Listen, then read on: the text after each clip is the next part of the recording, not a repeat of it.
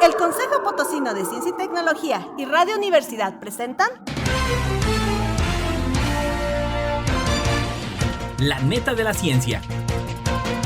Espacio informativo sobre todo lo acontecido en ciencia, tecnología e innovación En San Luis, México y el mundo. ¡Comenzamos!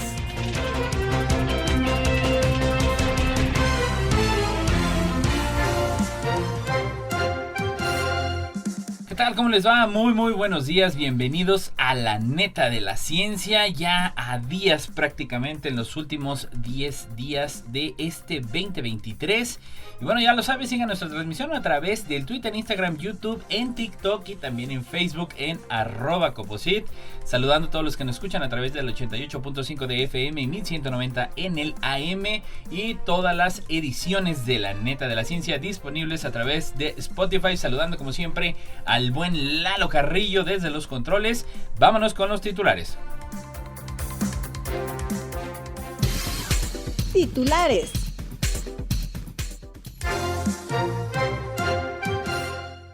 Científicos descubren por fin cómo ronronean los gatos. El estudio que revela que el cáncer de próstata se puede curar con menos sesiones de radioterapia, y el nombre cambió que significa en el tratamiento de la enfermedad. Reducir el estrés de las células T con beta bloqueantes las hace mejores luchadoras contra el cáncer. Criptografía, las matemáticas que hacen segura la mensajería instantánea. De los hombres pájaro a los hermanos Wright, las matemáticas que nos ayudaron a surcar el aire. La meteorización de rocas emite tanto CO2 como los volcanes.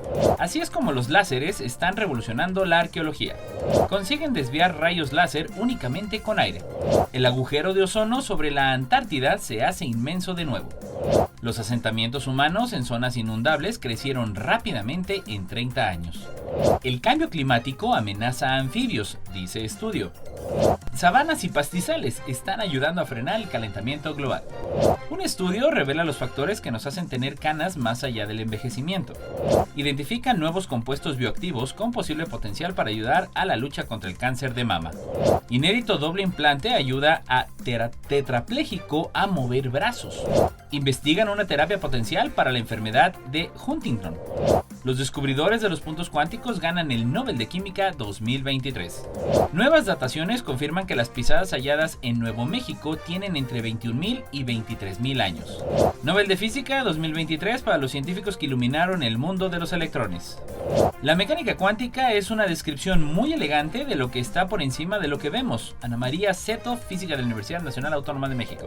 Nobel de Medicina para Katalin Karikó y Drew Weissman por sus contribuciones a las vacunas ARNM contra la COVID-19.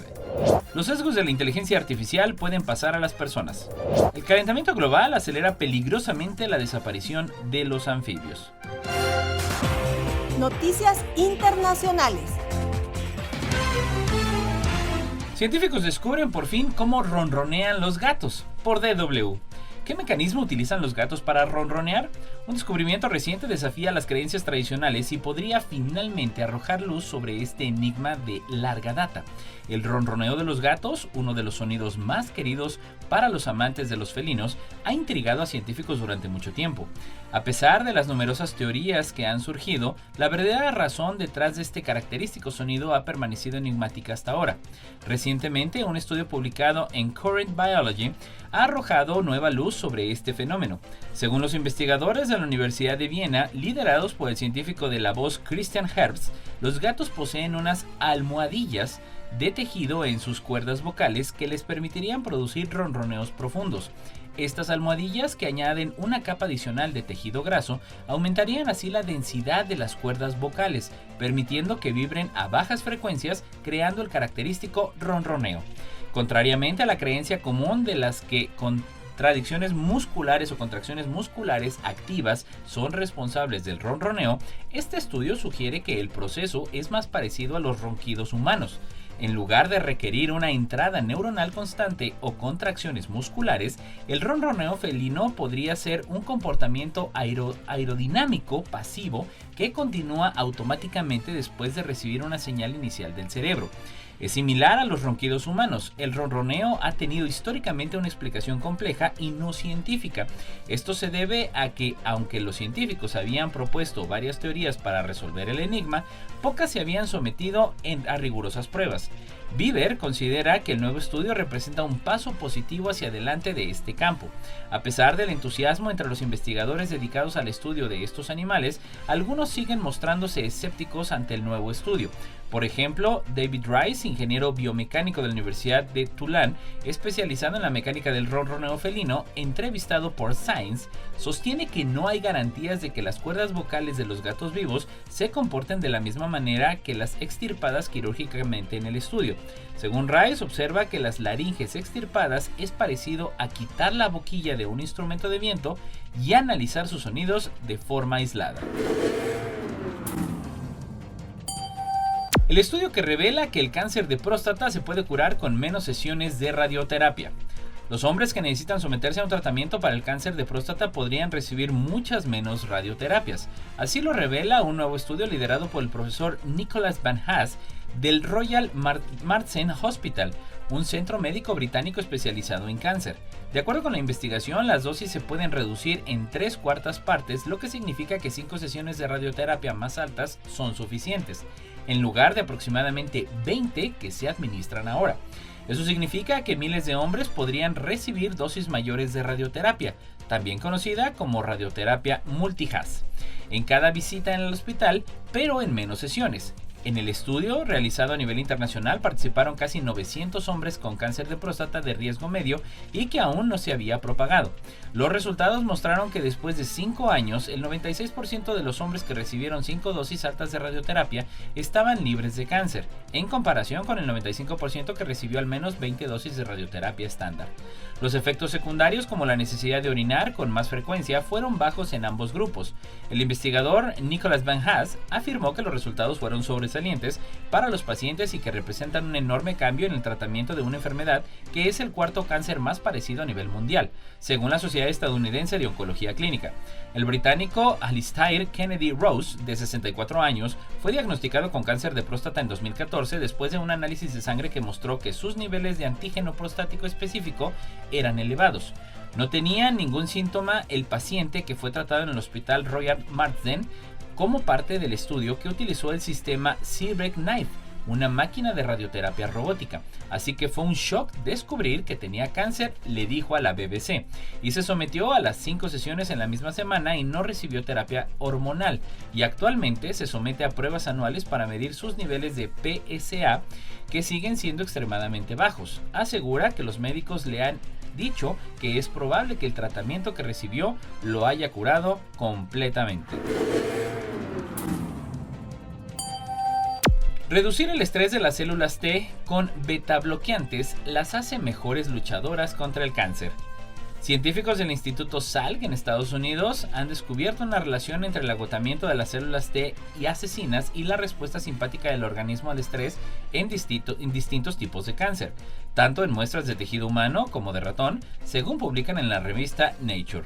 Además, el equipo declaró que la interacción entre las células T asesinas, es decir, células inmunitarias especializadas, y las hormonas de la respuesta simpática al estrés puede inhibirse con beta-bloqueantes, una clase de fármacos ya utilizados en humanos para controlar la presión arterial y la frecuencia cardíaca, para crear células T asesinas que combatan el tumor con mayor eficacia. Incluso para los linfocitos T asesinos, buscar y destruir células cancerosas las 24 horas del día puede resultar agotador. Si los científicos consiguen entender por qué se agotan las células T asesinas, podrán crear células más resistentes para matar el cáncer. Los resultados establecen un nuevo vínculo entre la respuesta simpática al estrés y la respuesta del sistema inmunitario al cáncer. Además, demuestran las ventajas de combinar los beta-bloqueantes con las inmunoterapias existentes para mejorar el tratamiento del cáncer reforzado, la función de las células T asesinas. El sistema nervioso simpático es responsable de mediar en la respuesta al estrés del organismo, también conocida como respuesta de lucha o huida. Sin embargo, poco se sabía sobre los nervios que regulan la respuesta inmunitaria a las infecciones o al cáncer. Los investigadores se centraron en los nervios simpáticos que inervan nuestros órganos y producen la hormona mensajera noradrenalina, que también es una hormona del estrés. Utilizaron diversos modelos de cáncer y enfermedades crónicas en ratones y muestras de tejido humano para estudiar cuándo y cómo los nervios simpáticos influyen en las células T asesinas. Asimismo, descubrieron que los nervios simpáticos producían noradrenalina que se unía a las células T asesinas mediante un receptor denominado ADRB1. Criptografía, las matemáticas que hacen segura la mensajería instantánea en Café y Teoremas por el país. El protocolo empleado por WhatsApp hace uso de conceptos como las curvas elípticas, el logaritmo discreto elíptico y la aritmética modular de mensajería instantánea ya señalada. Garantiza la seguridad de sus mensajes gracias a un sistema de cifrado denominado extremo a extremo. Con este método, en el que el cifrado y descifrado de los mensajes se realiza en el teléfono móvil de los usuarios y, además, las claves de cifrado se renuevan con cada mensaje, se puede asegurar que, salvo los receptores, nadie, ni siquiera la propia app, pueda leer las comunicaciones, y para ello se hace uso de conceptos matemáticos como las curvas elípticas, el logaritmo discreto elíptico y la aritmética modular. El sistema que emplea WhatsApp es simétrico, es decir, utiliza la misma clave para cifrar y descifrar los mensajes en contraposición, y son más fáciles de usar. Los asimétricos usan claves de cifrado y de descifrado diferentes. El reto para implementarlo reside en diseñar algoritmos o funciones de una sola dirección, es decir, fáciles de ejecutar, pero que a partir del resultado no sea posible computacionalmente averiguar el punto de partida. Para crear una clave secreta común, cada interlocutor elige un número que mantiene secreto y será la clave privada mediante una función de una sola dirección que produce su propia clave única. Después, cada uno realiza por su cuenta los mismos cálculos partiendo de la clave privada propia y de la pública de su interlocutor, de manera que los dos obtienen un mismo número, la clave común. Las operaciones matemáticas se realizan en aritmética modular, que tiene una ecuación bastante compleja. A partir de ella se determina la suma de veces de un punto P que se denota en dp, que es la función de una sola dirección que permite obtener las claves comunes seguras en las que se sustenta el cifrado. De los hombres pájaro a los hermanos Wright, las matemáticas que nos ayudaron a surcar el aire por el país. La trigonometría y la geometría clásica han sido fundamentales desde el diseño de los trajes voladores hasta el desarrollo de los primeros aviones. En estos momentos hay entre 8.000 y 20.000 aviones surcando el cielo simultáneamente en el mundo. Cada uno de estos vuelos es posible gracias a las matemáticas, en aspectos que van desde la planificación del consumo de combustible al diseño y mejora de los aparatos. Los primeros vehículos que permitieron al ser humano alzarse sobre la superficie terrestre, como los globos aerostáticos, dirigibles, planeadores y aviones, se sustentaron en diversos conceptos geométricos, algebraicos o analíticos. En el siglo IX, los hombres pájaros se convirtieron en precursores de la aviación, sin un soporte teórico y únicamente con la esperanza de poder volar. Abrían las alas tejidas de sus trajes y lanzaban las grandes alturas, fallando una y otra vez en el intento. Tras ellos, el primer vuelo en paracaídas, más o menos exitoso, sentaría las bases para los futuros diseñadores de aeronaves. La trigonometría y la geometría clásica desempeñaron un papel esencial en el estudio de la aviación durante este primer periodo. Permitieron a los pilotos y navegantes calcular distancias, ángulos y altitudes con mayor precisión. Las primeras aeronaves que surcaron los cielos fueron las más ligeras que el aire, que se llenan con helio o hidrógeno, de manera que su peso total es menor que el peso del aire que desplazan. Ejemplos de estas aeronaves son el globo aerostático Zeppelin. También se emplearon trabajos sobre proporciones armónicas para establecer las dimensiones de diferentes componentes de las aeronaves, como las alas, fuselajes y otros elementos, lo que dio como resultado diseños armónicos y estéticamente agradables. En los siglos XVIII y XIX, las investigaciones en geometría permitieron desarrollar perfiles de alas más eficientes. Un perfil aerodinámico en forma geométrica, normalmente curva, presente en las alas de aviones, aspas de helicópteros, alerones y timones, diseñada para optimizar el comportamiento de una superficie que interactúa con un flujo de aire, garantizando el menor arrastre posible causado por el viento. La meteorización de rocas emite tanto CO2 como los volcanes. En contra de la opinión científica establecida, la meteorización natural de las rocas actúa como emisor y no como sumidero de CO2, rivalizando con los volcanes como fuente de dióxido de carbono. Es el resultado de un nuevo estudio liderado por la Universidad de Oxford y publicado en Nature, que tiene importantes implicaciones para la modelización de escenarios de cambio climático. Las rocas contienen una enorme reseña de carbono en los antiguos restos de plantas y animales que vivieron hace millones de años. Esto significa que el ciclo geológico del carbono actúa como un termostato que ayuda a regular la temperatura de la Tierra. Por ejemplo, durante la meteorización química, las rocas pueden absorber CO2 cuando ciertos minerales son atacados por el ácido débil que se encuentra en el agua de lluvia. Este proceso ayuda a contrarrestar el continuo CO2 liberado por los volcanes de todo el mundo y forma parte del ciclo natural del carbono de la Tierra, que ha ayudado a mantener la superficie habitable para la vida durante 1.000 millones de años o más. Sin embargo, este nuevo estudio ha medido por primera vez un proceso natural adicional a la liberación de CO2 de las rocas a la atmósfera, descubriendo que es tan importante como el CO2 liberado por los volcanes de todo el mundo. El proceso se produce cuando las rocas que se formaron en antiguos fondos marinos, es decir, donde las plantas y animales quedaron enterrados en sedimentos, son empujadas de nuevo hacia la superficie de la Tierra. Por ejemplo, cuando se forman montañas como el Himalaya o los Andes. Esto expone el carbono orgánico de las rocas al oxígeno del aire y del agua, que pueden reaccionar y liberar CO2, y esto significa que las rocas meteorizadas podrían ser una fuente de CO2 en lugar del sumidero comúnmente asumido. Así es como los láseres están revolucionando la arqueología. ¿Qué dejaron atrás las civilizaciones del pasado? Para los arqueólogos, esta pregunta puede ser difícil de responder. Los restos de edificios y otros yacimientos pueden ser casi imposibles de detectar. La culpa la tienen los estragos del tiempo y la naturaleza, que pueden cubrir antiguos muros y cimientos como árboles, vegetación, agua, tierra y otros elementos. Para ello, el LIDAR, que en inglés es Light Detection and Ranging, una de las herramientas modernas más interesantes de la arqueología, acude al rescate, mismo que ha cambiado la arqueología al permitir medir y cartografiar objetos y estructuras que, de otro modo, permanecerían ocultos, y se basa en sensores láser que se despliegan desde el aire o mediante unidades portátiles. Cuando los láseres iluminan la zona que se requiere cartografiar, emiten breves pulsos de luz. Se mide el tiempo que tardan esos pulsos en reflejarse en el instrumento y cada medición se traza mediante GPS. Los ordenadores utilizan esos datos para construir un mapa tridimensional de la zona. Uno de los puntos fuertes es su capacidad para detectar pequeñas anomalías en la superficie que indican la existencia de yacimientos pequeños, como tumbas o grandes, como ciudades hundidas, pero tienen sus limitaciones. No puede llegar al subsuelo y los árboles de las zonas boscosas a veces pueden hacer que no se detecten las características.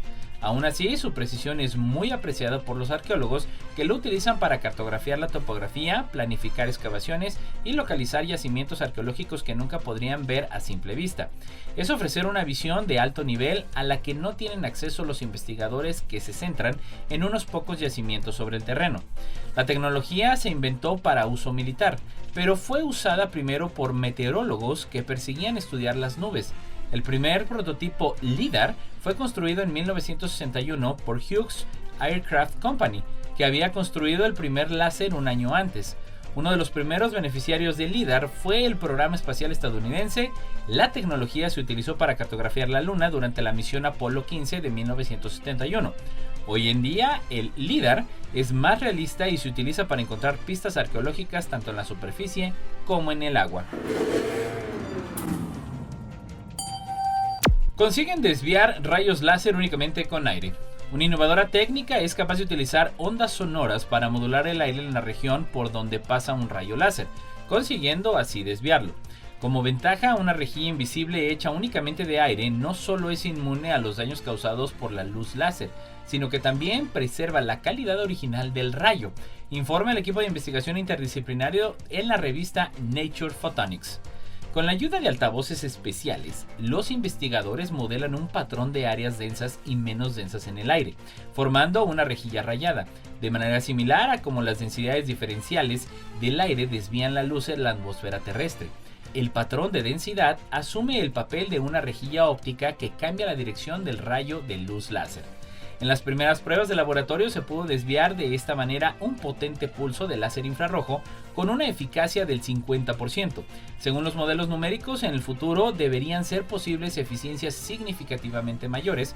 Para la primera prueba, los científicos tuvieron que subir al máximo el volumen de sus altavoces especiales a un nivel sonoro de unos 140 decibeles, lo que corresponde a un motor a reacción a pocos metros de distancia. El equipo ve un gran potencial en la técnica de la óptica de alto rendimiento. En sus experimentos, los investigadores utilizaron un pulso de láser infrarrojo con una potencia máxima de 20 gigavatios, lo que corresponde a la potencia de unos 2.000 millones de bombillas LED. Los láseres de esta clase de potencia e incluso superiores se utilizan, por ejemplo, para el procesamiento de materiales, en la investigación de la fusión y para los últimos aceleradores de partículas. El agujero de ozono sobre la Antártida se hace inmenso de nuevo. Las mediciones del satélite Copernicus Sentinel-5P muestran que el agujero de ozono este año sobre la Antártida es uno de los mayores registrados y se sospecha de la erupción del volcán de Tonga. El agujero, que es del que los científicos llaman una zona de agotamiento de la capa de ozono, alcanzó un tamaño de 26 millones de kilómetros cuadrados el 16 de septiembre de 2023. Esto es aproximadamente 3 veces el tamaño de Brasil, informa la ESA. El tamaño del agujero de la capa de ozono fluctúa periódicamente. De agosto a octubre, el agujero de ozono aumenta de tamaño, alcanzando un máximo entre mediados de septiembre y mediados de octubre, cuando las temperaturas en lo alto de la estratosfera comienzan a aumentar en el hemisferio sur. El agotamiento del ozono se desacelera, el vórtice polar se debilita y finalmente se descompone, y hacia fines de diciembre los niveles de ozono vuelven a la normalidad. La variabilidad del tamaño del agujero de ozono está determinada en gran medida por la fuerza de una fuerte banda de viento que fluye alrededor de la zona antártica. Esta fuerte banda de viento es una consecuencia directa de la rotación de la Tierra y de las fuertes diferencias de temperatura entre las latitudes polares y moderadas. Si la banda de viento es fuerte, actúa como una barrera. Las masas de aire entre latitudes polares y templadas ya no pueden intercambiarse. Las masas de aire quedan entonces aisladas en las latitudes polares y se enfrían durante el invierno.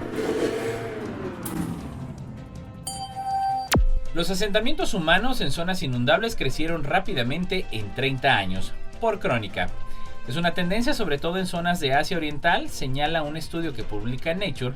Los asentamientos humanos en zonas expuestas a un mayor riesgo de sufrir inundaciones y que aumentaron en el mundo un 122% entre 1985 y 2015. Una tendencia sobre todo en zonas de Asia Oriental, señala un estudio que publica Nature. El equipo, encabezado por Jan Reisten del Banco Mundial, combinó datos de peligros de inundaciones globales con datos anuales de alta resolución sobre la huella de los asentamientos humanos para el periodo estudiado. El resultado fue que en esos 30 años los asentamientos humanos en general crecieron un 85.4% y aquellos ubicados en zonas de riesgo de inundación lo hicieron en hasta 122%. El estudio señala que la expansión humana en zonas susceptibles de alto riesgo de inundación es más rápida que el crecimiento en las áreas donde la posibilidad era baja. La dinámica de exposición a las inundaciones difiere entre regiones y países de diferentes grupos de ingresos, indica el estudio, que señala a Asia Oriental y el Pacífico como las de mayor proporción de asentamientos en las zonas con mayor riesgo.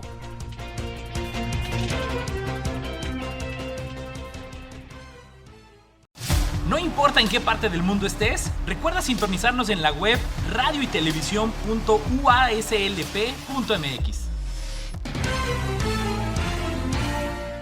El cambio climático amenaza a los anfibios, dice estudio, por DW. Sapos, ranas, salamandras y otros anfibios resultan especialmente afectados por el cambio climático, afirman científicos. El cambio climático se ha convertido en el principal factor que incide en la extinción de los anfibios, según un estudio publicado en días pasados por la revista Nature. Animales como sapos, ranas, salamandras y otras criaturas de sangre fría, capaces de vivir en agua y en tierra, son muy vulnerables a los cambios medioambientales, ya que no tienen plumas pelos ni escamas para protegerse. Las salamandras y los triturus son las especies más afectadas y la amenaza se concentra en las islas del Caribe, en Mesoamérica, en las zonas tropicales de los Andes, Madagascar y Sri Lanka, entre otras regiones. La pérdida de agua y humedales en climas extremos vinculados al cambio climático, los anfibios se deshidratan rápidamente y además han perdido los espacios húmedos necesarios para su reproducción. Asimismo, las tormentas más frecuentes e intensas, las inundaciones o la subida del nivel del mar pueden destruir los bosques donde viven y se reproducen. En muchos casos, estos cambios se producen demasiado rápido como para que puedan adaptarse, y los anfibios son un crucial eslabón alimentario que tienen un rol esencial en la cadena alimentaria, ya que alimentan a pájaros, mamíferos y reptiles. Sabanas y pastizales están ayudando a frenar el calentamiento global. Los suelos de las regiones de sabanas y pastizales de todo el mundo han ganado 640 millones de toneladas métricas de carbono almacenado en las últimas 2 décadas. Es el cálculo de un nuevo estudio que revela que estos ecosistemas presentes en climas secos almacenan más carbono de lo que los científicos pensaban anteriormente y están ayudando a frenar el ritmo del calentamiento climático. El incremento de carbono almacenado se debe a que en los últimos 20 años la extinción de incendios ha provocado incendios forestales más pequeños y menos áreas quemadas en sabanas y pastizales más secos. Cuando los microbios del suelo descomponen las hojas caídas, la materia vegetal muerta y las raíces, el carbono de esta biomasa vegetal se libera y puede asociarse con los minerales del suelo para volverse muy estable. Pero la energía de un incendio intenso puede quemarlo y liberar dióxido de carbono a la atmósfera. Los incendios se están extinguiendo debido a la expansión demográfica y a la fragmentación del paisaje provocado por la introducción de carreteras, tierras de cultivo y pastos en sabanas y pastizales. El estudio, publicado en la revista Nature Climate Change, se basa en un nuevo análisis de conjuntos de datos de 53 experimentos de manipulación de incendios a largo plazo en todo el mundo, así como en muestreos de campo en 6 de ellos de estos sitios. Un estudio revela los factores que nos hacen tener canas más allá del envejecimiento. Una investigación de Harvard concluye que la genética, la etnia y el estrés son claves en el encanecimiento del pelo. Todos conocemos a algún amigo o amiga que con 30 y poco tiene el pelo o la barba llenos de canas. En cambio, otras personas aguantan con el color natural de su cabello hasta bien entrados los 50 años. Pues bien, un estudio de Harvard ha descubierto los factores que más influyen en la aparición de las canas. Este emblanquecimiento del cabello se produce cuando los folículos pierden la capacidad de generar melanina, el pigmento que da color a nuestro pelo. Cuando dejan de producir la citada melanina, el cabello pierde su color y se queda blanco. Aunque este proceso no afecta de igual manera a todas las personas, el estudio de Harvard, llevado a cabo por Robert H. Smithling de la Facultad de Medicina de la Universidad Estadounidense, ha identificado 3 factores clave que influyen en el encanecimiento. El primero de ellos es la genética, que influye en el ritmo en que los folículos pierden capacidad de producir melanina. También es importante la etnia, ya que, por ejemplo, el encanecimiento en los afroamericanos suele comenzar a los 40 años, mientras que en las personas de raza blanca lo hace a los 30. Y el último, pero no menos importante, es el estrés. Un estado alto de estrés puede provocar la caída del cabello, que al regenerarse puede hacerlo con menos fuerza en los folículos para producir melanina. Además, el estrés provoca cambios hormonales que pueden afectar a los folículos. Identifica nuevos compuestos bioactivos con posible potencial para ayudar a la lucha contra el cáncer de mama. Un equipo de investigación multidisciplinar del Instituto de Tecnología Química, el ITQ, Centro Mixto de Consejo Superior de Investigaciones, el CSIC, y la Universidad Politécnica de Valencia y la Louisiana State University en Estados Unidos, ha demostrado por primera vez en modelos de cáncer de mama las propiedades antitumorales de análogos estructurales de diferentes metabolitos naturales. Estos hallazgos, publicados en la revista Cánceres, sugieren el potencial de estos compuestos bioactivos para el desarrollo de nuevos agentes terapéuticos contra el cáncer de mama. El cáncer de mama es una de las enfermedades más comunes y mortales en mujeres de todo el mundo. A pesar de los avances en el diagnóstico y tratamiento, sigue siendo una enfermedad difícil de tratar y con una alta tasa de mortalidad. Por esta razón, la búsqueda de nuevos compuestos y terapias es esencial para mejorar la supervivencia y calidad de vida de los pacientes.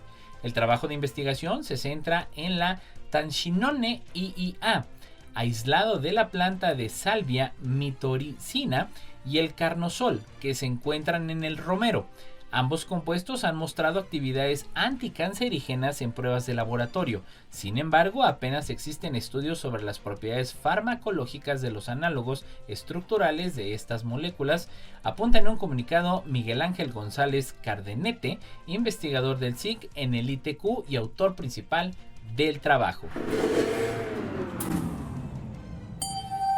Inédito doble implante ayuda a tetrapléjico a mover brazos por DW. Se trata de la primera vez que una persona prueba un implante cerebral y otro en la médula espinal para las extremidades superiores.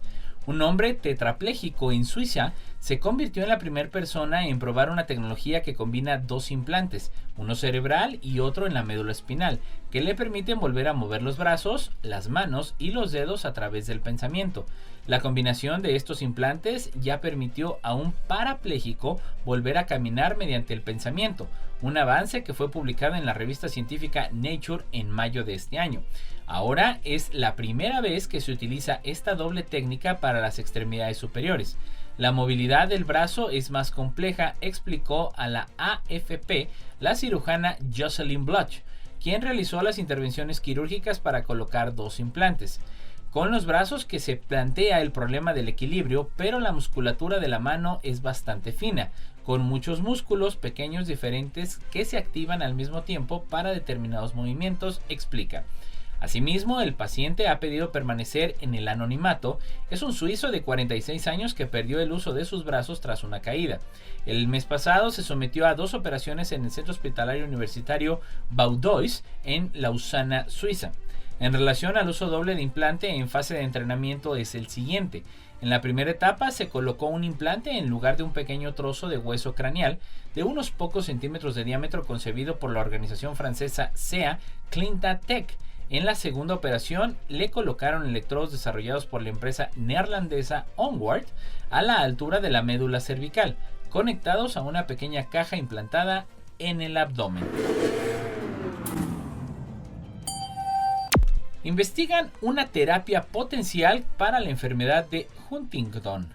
Investigadores del Clúster de Excelencia para la Investigación del Envejecimiento, el CECAD, de la Universidad de Colonia y del Clúster de Excelencia para las Ciencias Vegetales, el CEPLAS, en Alemania, han hallado un prometedor enfoque de biología vegetal sintética para el desarrollo de una terapia destinada a tratar enfermedades neurodegenerativas humanas, especialmente la enfermedad de Huntington. En un estudio en el que se mostró que una enzima sintética derivada de plantas, la peptidasa de procesamiento estromal, reduce la aglutinación de proteínas responsables de los cambios patológicos en modelos de la enfermedad de Huntington en células humanas y el nematodo Caenorhabditis elegans. La enfermedad de Huntington forma parte de las llamadas enfermedades poliglutamínicas, de un grupo de trastornos neurodegenerativos causados por múltiples repeticiones de aminoácidos glutamínicos en proteínas específicas. Un número excesivo de repeticiones poly-Q puede hacer que las proteínas se agreguen o acumulen en depósitos proteicos perjudiciales y dañinos, lo que conduce a la disfunción celular y a la muerte. Y hasta la fecha se ha descrito 9 trastornos poly-Q en humanos. Todos ellos siguen siendo incurables, entre ellas la enfermedad de Huntington. Es una afección hereditaria que provoca un deterioro generalizado del cerebro y altera el pensamiento, el comportamiento, las emociones y el movimiento. Los descubridores de los puntos cuánticos ganan el Nobel de Química 2023 por Ciencia Contada en Español.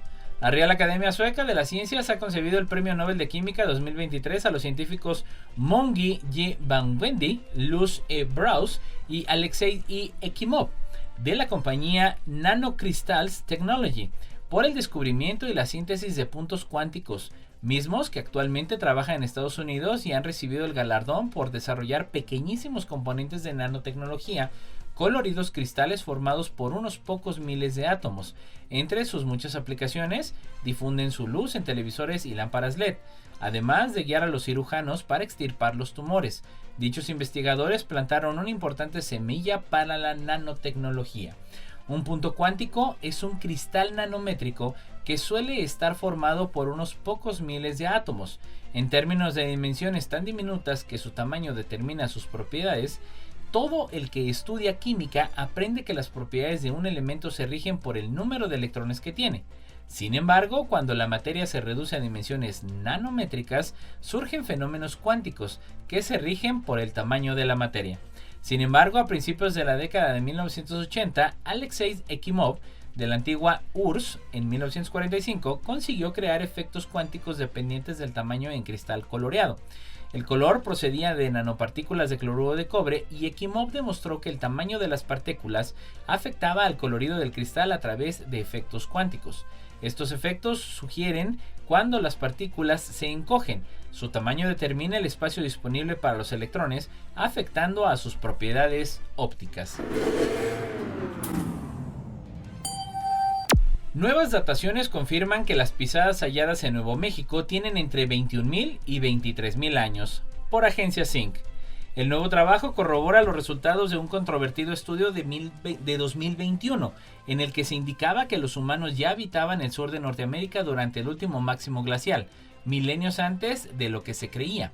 Un equipo de investigadores de Estados Unidos y Europa ha empleado técnicas de radiocarbono o carbono 14 y luminiscencia simulada ópticamente para confirmar que las pisadas fosilizadas humanas del Parque Nacional de White Sands en Nuevo México, Estados Unidos, tienen una antigüedad de entre 20 y 23.000 años de antigüedad. Las pisadas humanas fosilizadas se formaron en lodo blando en los márgenes de un lago poco profundo que ahora forma parte del Alkali Flat, una gran zona de dunas en White Sands. David Bustos, administrador del programa de recursos del Parque Nacional, fue el primero en descubrir estas huellas en el año 2009. Bustos, junto con Matthew Bennett, un geólogo de la Universidad de Bournemouth, en Reino Unido, y otros científicos de la USGS, comenzaron a estudiar más detalladamente el lugar en 2019. La datación por radiocarbono del polen y por luminiscencia de los sedimentos muestra que el marco cronológico establecido originalmente para las huellas de pies humanos del Parque Nacional es sólido. Según aparece en la información de la página web del Parque Nacional de White Sands, durante unos solo 80 años solo se conocía la existencia de una pequeña colección de huellas fosilizadas, pero en 2006 un grupo de científicos observó manchas oscuras en el lecho del lago que parecían ser pisadas. Su curiosidad les llevó a desenterrar estas manchas oscuras en 2009, lo cual acabó develando las huellas humanas, y un año después las de un lobo ahogaro. Estas marcas de pies se encontraron junto a semillas antiguas, que entonces los científicos dataron en más de 18.000 años. Nobel de Física 2023 para los científicos que iluminaron el mundo de los electrones, por Zinc. Los físicos franceses Pierre Angostini y Anne-L. Huillier, junto con el húngaro Ferenc Krausz, recibieron el galardón por desarrollar métodos experimentales que generan brevísimos pulsos de luz para estudiar la dinámica de los electrones en el interior de átomos y moléculas. Lel Huillier es la quinta mujer que consigue este galardón. Los tres galardonados han sido reconocidos por sus experimentos que han proporcionado a la humanidad nuevas herramientas para explorar el mundo que los electrones en el interior de átomos y moléculas. Han demostrado una forma de crear pulsos de luz extremadamente cortos que pueden utilizarse para medir los rápidos procesos en los que los electrones se mueven y cambian de energía. El ser humano percibe los eventos que se suceden a gran velocidad como si fluyeran unos dentro de otros. Del mismo modo que una película compuesta de imágenes fijas se percibe como un movimiento continuo, y así queremos investigar acontecimientos realmente breves. Necesitamos una tecnología especial.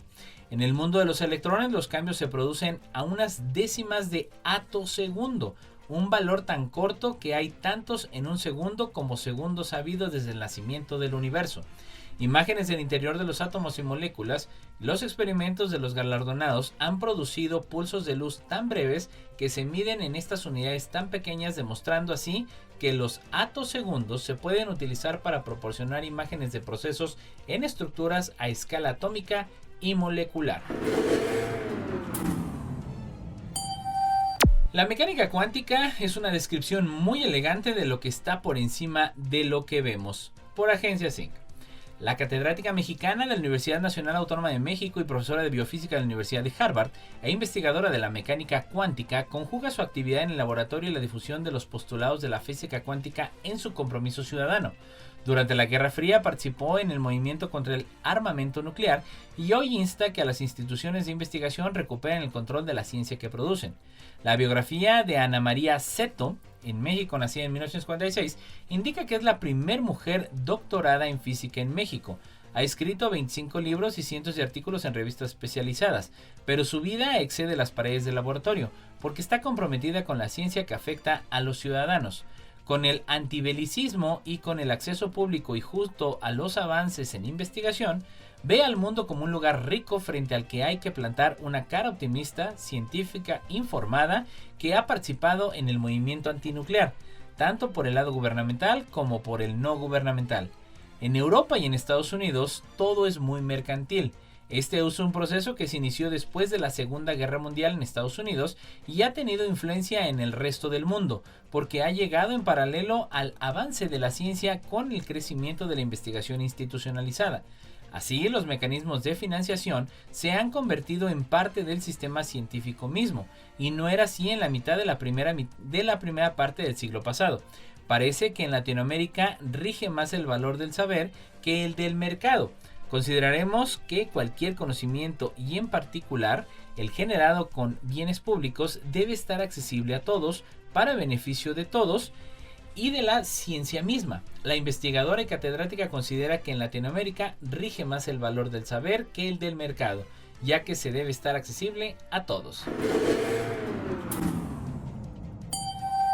Nobel de Medicina para Katalin Karikó y Drew Weissman por sus contribuciones a las vacunas ARNM contra la COVID-19.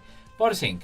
La Asamblea Nobel del Instituto Karolinska ha concedido el Premio Nobel de Medicina 2023 a la bioquímica Katalin Karikó y Drew Weissman, de origen húngaro, y al inmunólogo estadounidense, ambos investigadores de la Universidad de Pensilvania en Estados Unidos, por sus descubrimientos sobre las modificaciones de las bases de nucleósidos que hicieron posible el desarrollo rápido de las vacunas ARNM contra el coronavirus. El jurado de los Nobel ha considerado que los descubrimientos de los dos premiados han sido fundamentales para desarrollar vacunas eficaces de ARNM contra la COVID-19 durante la pandemia que comenzó a principios de 2020. La vacunación estimula la formación de una respuesta inmunitaria frente a un agente patógeno concreto.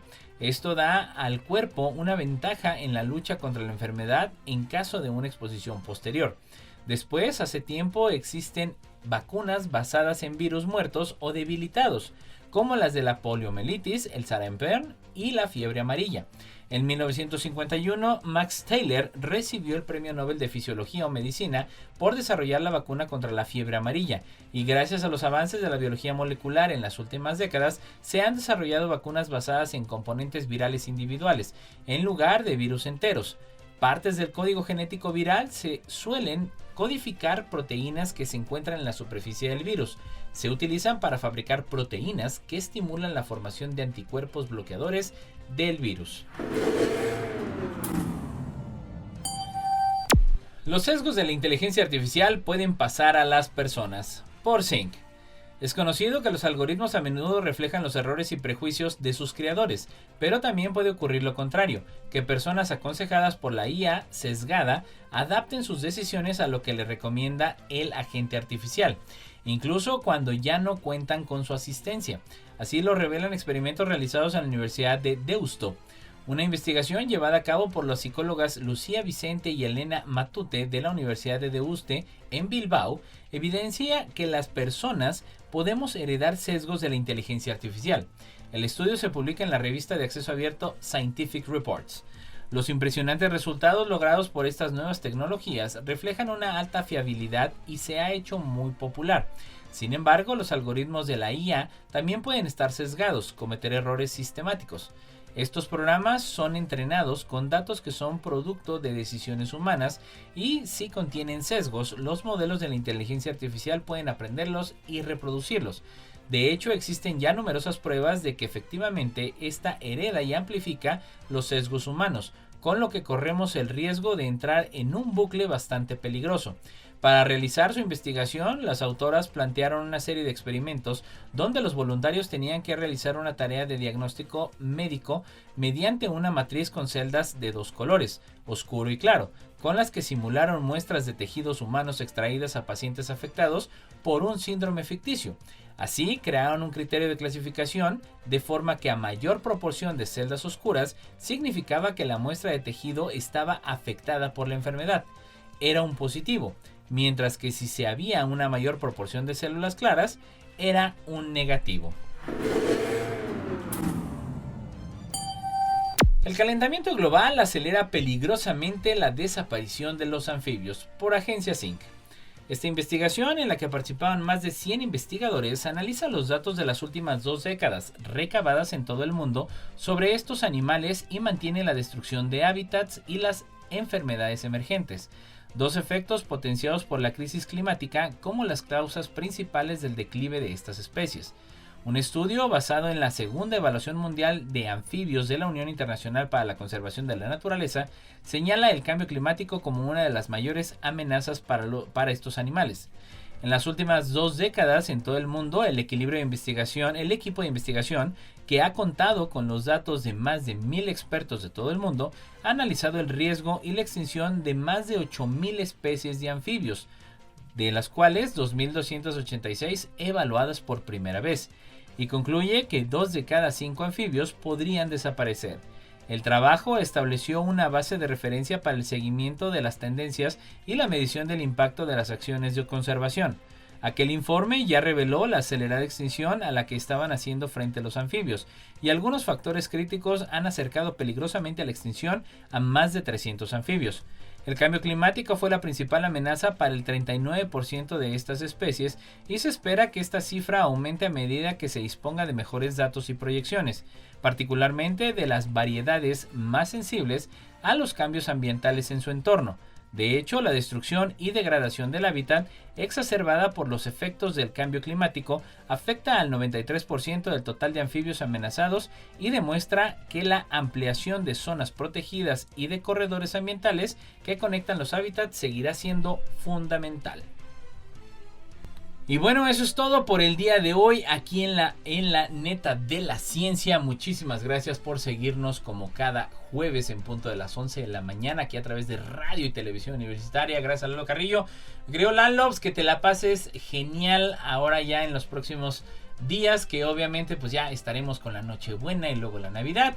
Y bueno, ya lo sabe usted y yo, tenemos una cita en punto de las 11 de la mañana el próximo jueves aquí en Radio y Televisión Universitaria. Le mando un fuerte abrazo, que la pase muy bien en compañía de su familia y nos escuchamos la próxima semana.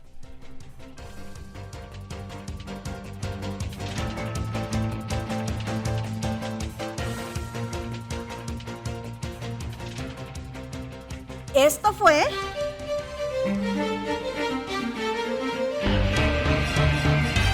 La Neta de la Ciencia. Noticiero de Ciencia, Tecnología e Innovación. Presentado por el Consejo Potosino de Ciencia y Tecnología y Radio Universidad.